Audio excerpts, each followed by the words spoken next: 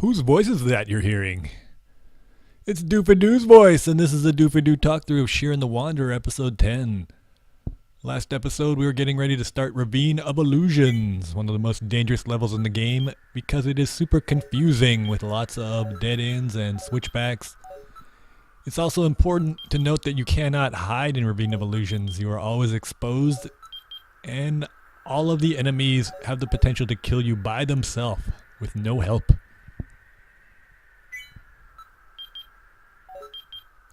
As I said, usually I would use a scroll of light immediately to find the stairs, but I don't have one, so we're going to fumble our way around. Here's the most dangerous enemy on the floor. I call this a death metal. They have the potential to end a really great run with a single attack. And here's another dangerous enemy, a death angel. Notice the theme. I'm going to dragon herb it right away. But death angels have double move, double attack. Oh, and they can also fly through walls like a pumpkin muppet. So a couple of those, again, your run is over. Or even just a single one inside of a wall. The reason death metals are so dangerous is their special attack. They knock your equipped sword or shield backwards. It is essential that they land on solid ground. For example, if it did a special attack now, I would lose my sword or shield forever because they would fall into the ravine. For that reason, it's important that you always have your back to a wall when you're fighting a death metal. If it falls into empty space or into an enemy, it's gone forever. And I just pooped my pants a little bit because that is a skull wraith, the most dangerous enemy in the entire regular game. A skull wraith can slow you down, confuse you, paralyze you, lower your level, and worst of all, it can turn you into a rice ball. I'm going to go ahead and try to fight this one. Hopefully it won't do anything too bad. Oh, and there's the worst spell it has. Luckily it was almost dead, but if you get rice balled and there are other powerful enemies around, it almost always means the end of a run. Because again, you have no access to your items and you're taking a ton of damage. Alright, the sane thing to do would be to go into this hole and leave this level far behind. But my name is Doofy-Doo and I do love loot. So I am going to continue wandering around this floor and look for more loot. Which is a really stupid thing to do. Because if I die, which is very likely, I will feel like a total moron starting this game over. Some guidance. You might think, oh, the floor is made of loosely packed logs. There can't be any traps. Oh no, there are traps on this floor, and they are the worst traps. Arrows, that's exactly what I was looking for. That'll be good for my change jar. Some people look at a game like Shiren with procedurally generated levels and they assume that not a lot of design went into the game. But that could not be further from the truth. The more you play Shiren the Wanderer, the more you realize this game is very, very carefully designed. It's always presenting you with new problems. Here's a problem, an unequipped trap that's unavoidable. New situations, new ways to use items, new enemies that make your old techniques obsolete. And it really strikes that perfect balance between being difficult, but not being impossible. When Shiren is at its best, it feels like some kind of crazy game of chess. And just like chess, the individual elements in Shiren are pretty simple, but it's the interaction of those elements that gives rise to the complexity and challenge in the game. I often say that Shiren the Wanderer is the Bruce Lee of video game design, because there's no flab, no filler, no fluff. Well, there are fluffy bunnies, but other than that, no fluff. Every action you take in the game, like stepping on a rice ball trap, has the potential to influence the outcome of the entire game. For example, if there are any death angels around when I stepped on that rice ball trap, it could be a game over. Shiren is a game that doesn't hold your hand. It respects you enough as a player to trust that you will learn from your failures. And because it is so difficult, because the penalty for losing is so high, it also demands your respect in return, because you're always aware of how vulnerable you are in the game. A lot of games nowadays want you to veg out and relax. Even games that require a lot of manual dexterity often don't ask much of the player in terms of strategy or conscious thought. But Shiren is different. Keep my back to the wall. There goes my shield. Uh-oh. Shiren says slow down. pay attention, be creative. Think about what you're doing, because if you don't, you're going to start this entire game over until you get it right. And I love that about the game. It's tough and firm, but fair, like a good sensei should be. I'm always tempted to just paralyze a wraith and walk away, but I'm going to fight this one. Can at least get my shield back on. And we will have an epic battle here on this log once again. You shall not. Oh, wait, you're dead. You know what? I think I missed a spot on the map, but I am not going to risk it. We're going to move on to the final 3 floors in the game. At this point, the enemy designer was like, screw it. I'm going to make an enemy that's just a giant head. Dragon heads can burrow into the ground and then reappear behind you if there's another enemy behind them. Hey, who threw a rock at me? That was you, snot pig. As snot pigs level up, the range on their rocks gets higher, so you saw that one hit me from pretty far away. If a dragon head does not burrow into the ground, it usually means there aren't any other enemies nearby. But they do a ton of damage.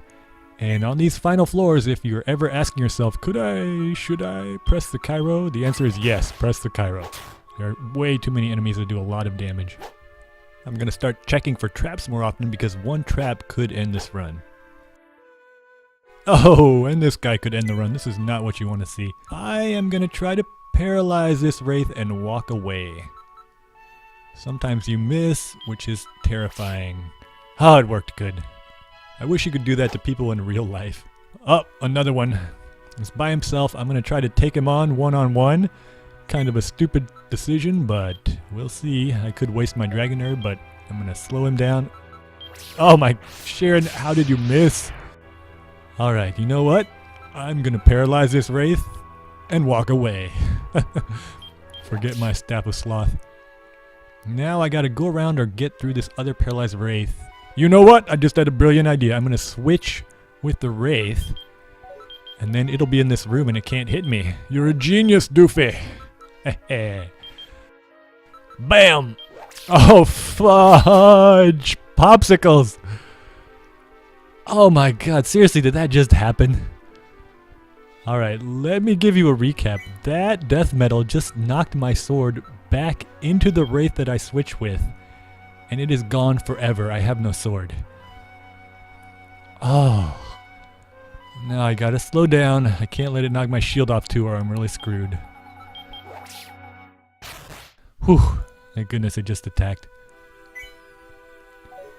Oh, do I have a spare? No, I sold my Polearm +4 at the shop. Why didn't you guys stop me? Man. Alright.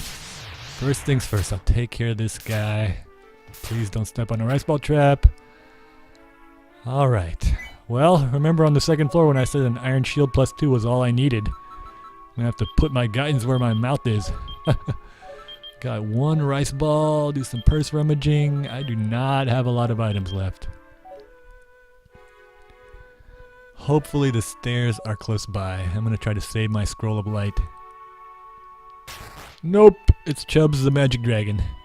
Chubbs just did 37 damage to me, and he can do 30 with a flame. Alright. My staff of sloth is stuck in my change jar. I guess I could try to paralyze it? No, I don't want to go all the way around. You know what? I'm going to fight fire with fire. Shazam! And you see, that's not enough to kill Chubbs. There we go. Oh, and a death metal. Alright, get my back to the wall. I'm gonna punch, punch, punch.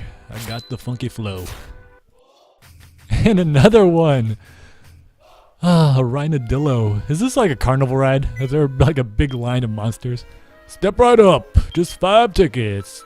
Beat the crap out of Shiren the Wanderer. Alright, a rhinodillo special attack. It flips around and slaps you in the face with its buttocks. And if it does butt slap you, you fall over. And you can drop some of your jars that can break. I do not want my Cairo to break. That is all that's keeping me alive. There it goes. Oh, my staff kept me from falling over. That means that staff I used on the critical earlier that did nothing was actually a staff of stability. So that is one good thing. I need to fill up this change jar, so I'm going to shove an arrow in there. Hopefully I get an awesome weapon. And it's a scroll of need, which is pretty good actually.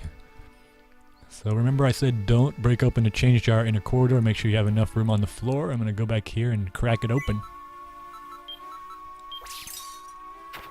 Alright, got more arrows. Got a staff of sloth is what I really wanted. And a scroll of need.